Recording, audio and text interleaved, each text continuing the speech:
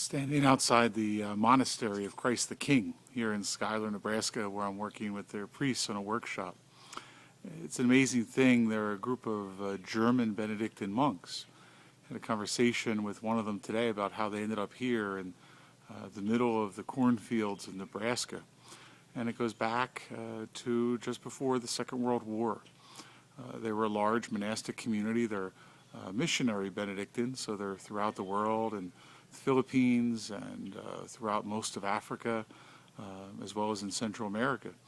And they would raise money throughout Germany to support these other Benedictine communities throughout the world and mission countries.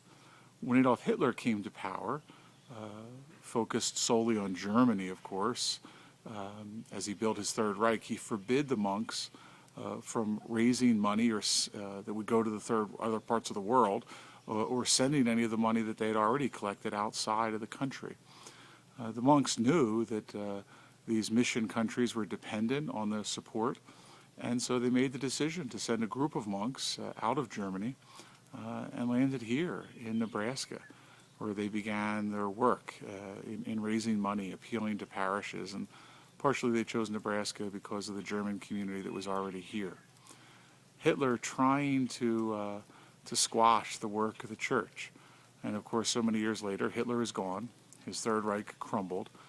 The Nazis, for the most part, something of history.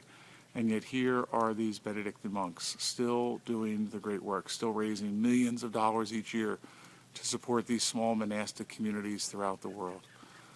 God has his way in the end. Even amidst the evil of Hitler, God's will be done. Lesson in that for each of us. Lesson, hopefully, for you today, that God is always at work.